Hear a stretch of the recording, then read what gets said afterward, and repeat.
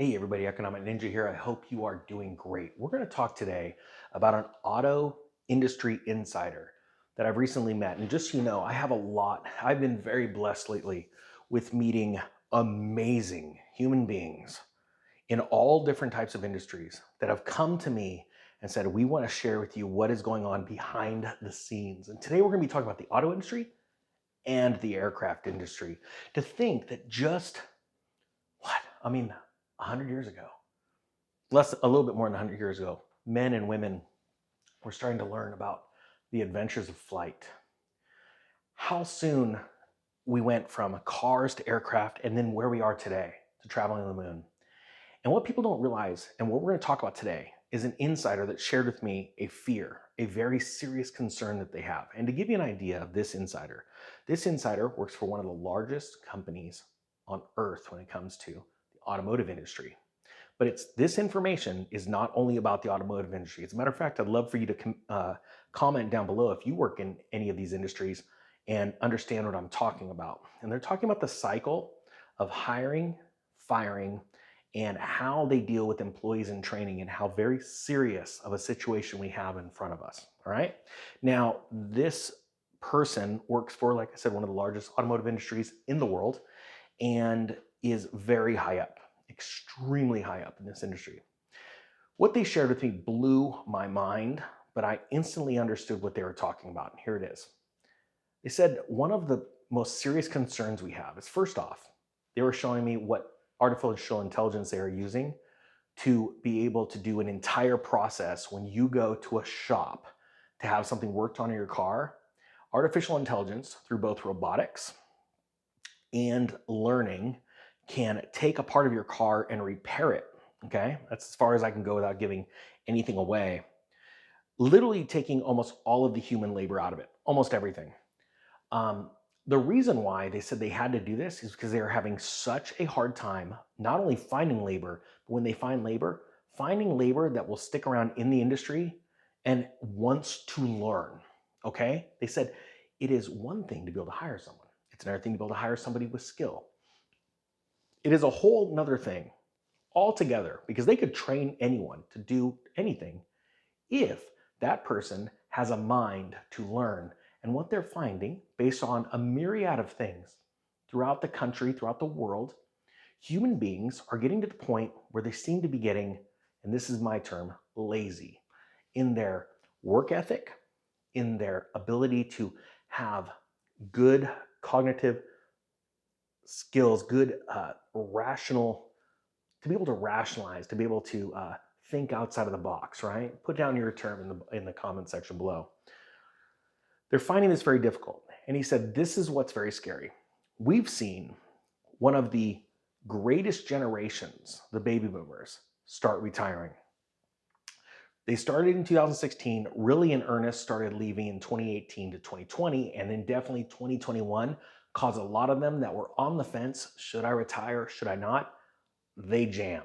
It was time to go, right? Out of frustration. I totally understand. This is what they left behind. They left behind a very young and immature, and when I mean immature workforce, I'm referring to the amount of years in whatever industry we're talking about, the airline industry, the automobile industry, whatever industry you want to talk about. They left behind an employee base based on how the cycles of hiring and expansion and growth of corporations, very young people left behind to now train the current hires right now. So he said, here's the problem. You now have a very young middle management workforce, which does not have a lot of experience in the industry that they're working in, especially not only in the company they're working for, but whatever company they worked before this. Very, very little experience. All right. And with the advent in technology, a lot of them do not need to depend on working to fix a problem or to find a solution the long way, right? Like how we used to do math, do the full problems all spelled out. Well, now there's calculators for that. There's cell phones, there's Google searches. A lot of the decision-making skills have been lost in our society. So now we're faced with a crisis, right? Now let's talk about safety, right? You have a lot of people that now are so young, they have not had enough mental slides, enough um, experience, enough years behind the job to see problems and then have them implode and go bad, and then them be able to identify upcoming problems in the future, right? In the firefighting world, we talk about this as mental slides. After years and years of experience and seeing things go from bad to worse or from worse to better, firefighters tend to get this innate sense, this sixth sense of what to do because it's like muscle memory. I show up to an incident, everything's going bad. I know that my job is to do this, do it as fast as I can. If something out of the blue happens, which happens all the time, we're going to address that. But we have a core set of values, goals, and operational objectives that we have to hit. Well, that only comes from experience. You can't teach that skill, right? And so right now we have employees, middle management, or just employees at the lower rungs of the echelon of employees of the workforce that are now in charge of training the new people. So now you have somebody that has less time in the position they're in. So they have less mental slides in their mind to be able to show, portray, or instruct to new people how they should act, how they should work, what they should observe, and what they should report, for lack of better terms. So now the newest of employees, the newest of employee of the pool of employees of any given corporation are being given about 40 to 50% of the information that they would have gained from a person, let's say of the baby boomer generation, that has been in that position for 20, 30, sometimes 40 years.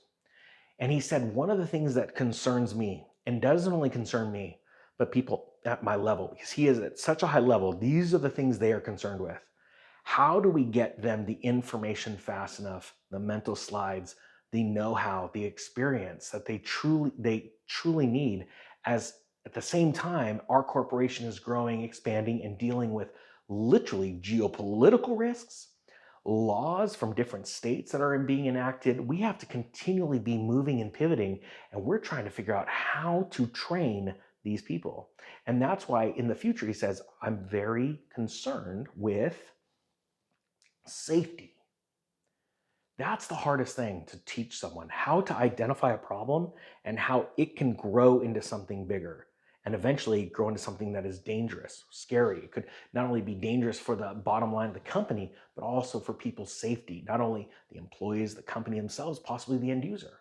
And that's something that is being thought of, planned, and talked about at the highest echelons, the highest levels of these corporations. Another thing is talking about C-suite execs and things like that that are brand new, young, out of college, and they knew the right things to say in the interviews, yet they don't have the raw life experience and how that will affect corporate America. Think about that. We are literally living through a cycle, not only an economic cycle, but a social cycle.